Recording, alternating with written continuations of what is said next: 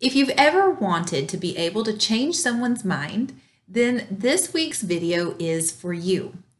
Now, the concept that I'm going to go over this week is not maybe as direct as you might think it would be.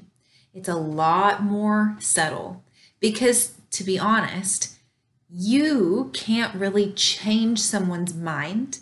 The only person that can change someone's mind is that person. But what you can do is open them up to a new possibility, a new way of seeing something, planting a seed of another thought that may come to fruition immediately or might take a while. If you've ever seen the movie Inception, it's a little bit like that. You can't make up somebody's mind for them, but you can help them to see something in another light that might inspire them to change their own mind. One of the best phrases that you can use when you're trying to introduce a new or a different idea to someone is the phrase, what if? What if this were true? What if you thought of it this way? What if this might be how that other person was feeling instead of the way you think they might be feeling? If you simply tell someone you're wrong, it's not like this, it's like this, you're never going to get anywhere. People don't respond to that, ever. No one ever responds well to being told that they're wrong. But people are often open to a soft suggestion that there might be something that they haven't quite considered or taken into consideration on this concept in their mind.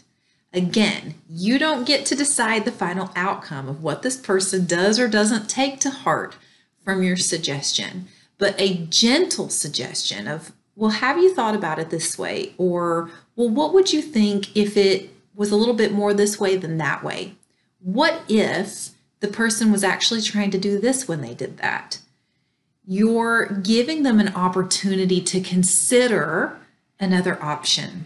I'm going to give you an example of when this has come up for me recently with a patient. So I had this patient who was relatively young compared to the patients that I usually see. He's in his mid to late 50s, which is young for the fact that I work in home health. He'd been through a lot.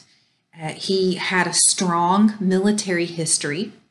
He was very proud of his military history. He'd had a bit of a difficult upbringing, which had created some natural toughness in him and had created a lot of feelings of how things were supposed to be and how they weren't supposed to be. He had also been through a lot of medical diagnosis. He actually had a myasthenia gravis, which will completely zap every ounce of energy out of you for a very long time. And then he had had other medical complications on top of that from a surgery that he had to have that was a needed surgery. So he'd been through a lot. And I was actually only coming in to see him for his very last visit, which is not usual, but I was covering for a different therapist who typically works in another area. And so I had not seen this patient up to this point. And I was getting ready to, wrap up his therapy and send him on his merry way.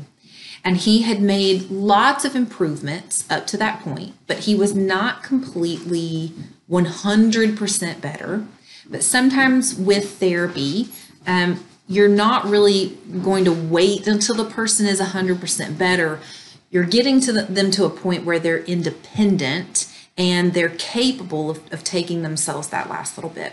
So we were going over this, and one of the things that he was very understandably frustrated about was the fact that he was not totally independent yet, that he still was relying on a cane when he was in the house, and that anytime he had to go anywhere, like the grocery store, he was having to use one of those electric carts to get around the store because he did not have the stamina to be able to do that trip while walking. He just didn't have it in him.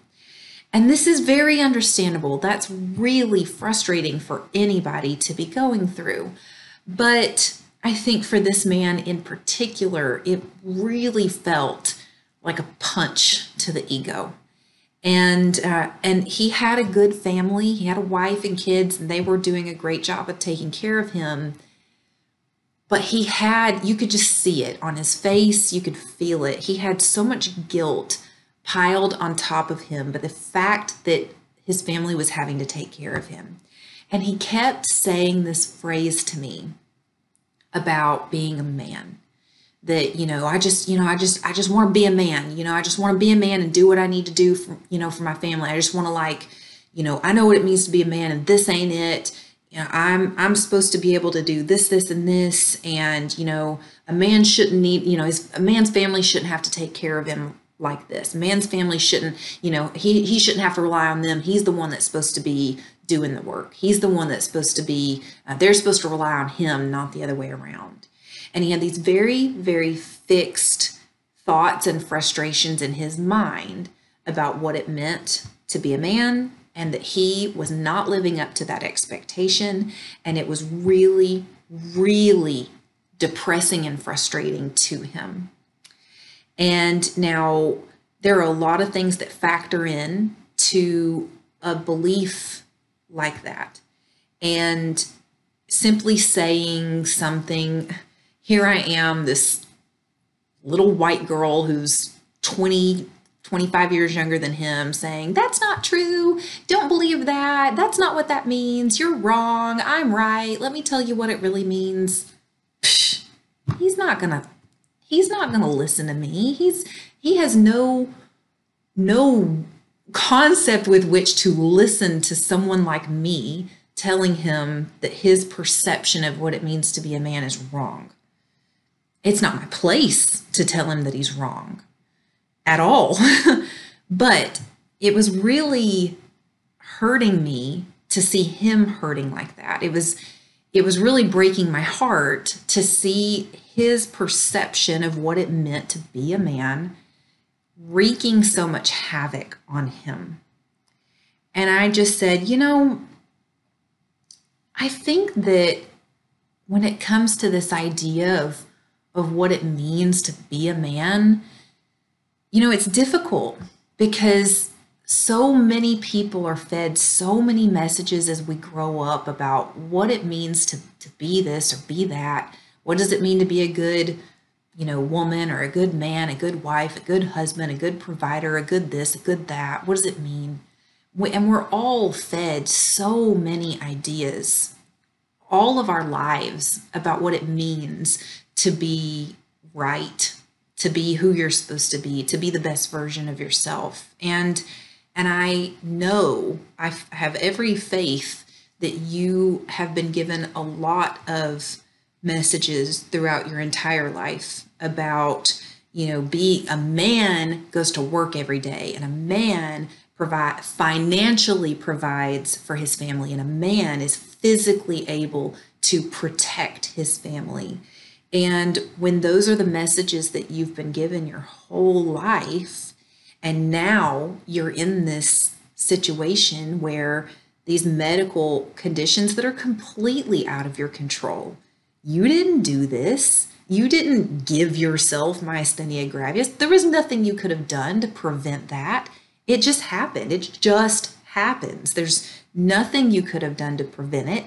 It's not your fault that you had an aneurysm. You didn't do anything to create that, but you had to have the surgery to fix it. You did the right thing by choosing to have that surgery, but you're having a hard time recovering from it. And it's because of all of your other medical conditions. You're not doing anything wrong. You're doing everything right. You're doing everything that you should be doing. You're doing your therapy. You're doing your home exercise program. I've read your notes. I've seen how hard you've been working, but you have limits because of this other diagnosis, that you can only push yourself so far before you push your body over the edge, so to speak, and create other problems. And you are in this position now where you're having to depend on your family. And I can completely see how frustrating that is for you. But What if there were other ways to think about what it meant to be a man? What if that one definition that you've been given throughout your life? I mean, I know that you're a military veteran. I know that comes with some very specific ideas. My husband is a military vet. I know, the thoughts that go in there. I know that the training that goes in and the mindset and the culture there. I totally get that. But what if there was another way to look at it? What if a man was not someone who was able to go out and work every single day? But what if a man was able to be an emotional rock for his family? What if being a man meant doing whatever it was that your family needed most in that moment, which could look different from situation to situation and from time period to time period? When you were younger, I know that you were strong and fit and able to physically meet that definition of going out and working every day and doing this job and working it hard and bringing in the money. But what if at this point in your life, what your family needs from you is for you to be safe and for you to take care of yourself so that you are all working together as a team? Your family is trying to take care of you, but if you are making risky decisions like walking around without a cane when you need one to be safe, you're creating a lot of stress for them because they're afraid you're going to fall. They're afraid you're going to hurt yourself. They're afraid you're going to end up back in the hospital again. And what if in your aim to be a man and to be independent, that you don't need a cane and you don't need a walker and you can walk around just fine? What if you're not giving your family what you need in that moment because you're being unsafe and you're making risky decisions and you're stressing them out? What if the best thing you can do for your family is to consistently make the safe decision so that they don't have to worry about you, so that the effort that they're putting in to take care of you is not lost on you? It's not a waste because you're receiving it and you're doing everything in your power to meet their effort with your effort, that they're taking care of you. And in turn, you are making sure that you're taking care of yourself and being as safe as possible so that you're not putting a burden on them down the road of ending up in the hospital again because you hurt yourself. He told me a story about trying to go to a museum with his family and having this massive internal struggle because he didn't want to have to be wheeled around in a wheelchair. But he only made it as far as the front doors before he realized he wasn't going to make it even halfway through that museum if he wasn't in a wheelchair. And I said, what if being a man meant being there for your family and with your family in whatever way that had to be? What if being a man meant being able to swallow your pride about not wanting to use a wheelchair so that you could physically be there and share that experience with your kids and your grandkids? If the option was to stay at home because you didn't want to use a wheelchair, which I totally understand, you're young and I get it, but then you miss out on that opportunity to share an experience with your family, to be there with your family, to support your family. And what if you're so insistent that you don't need the wheelchair that now your family is really stressed out? Maybe they have to cut the visit short because you couldn't make it through the whole way before you were completely spent. What if you get hurt? What if you pass out while you're there because you were pushing your body too hard?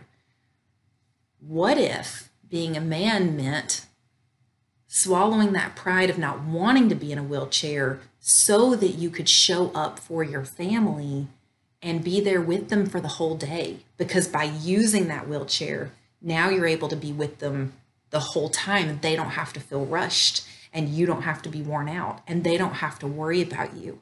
And now you're able to be with your family, which is what they really want from you, because you were willing to put aside this frustration about having to use a wheelchair. It's just something to think about. I think that there's a lot of different ways to look at what it means to be a man. And in my opinion, a real man is someone who's willing to do what it takes to be there for his family in the way that they need, which in some instances might be going out and going to work every day.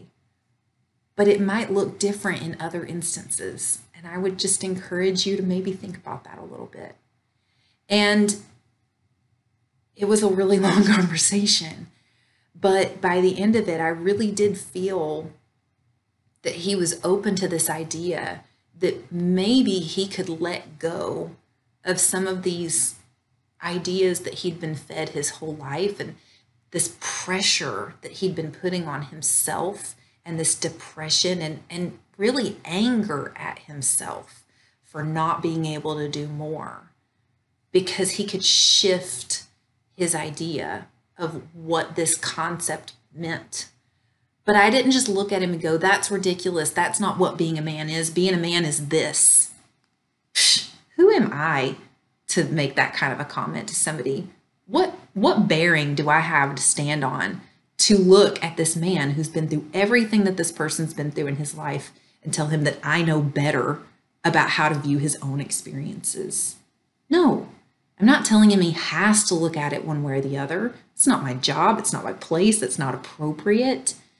But there might be another way to look at it. And what if we just explore that for a little bit? What if we just kind of wander down that path for a little while and see where it goes? What if we were able to just talk about alternate options openly without it having to draw a strong conclusion? I don't have to get him to admit to me, oh, I've changed my mind.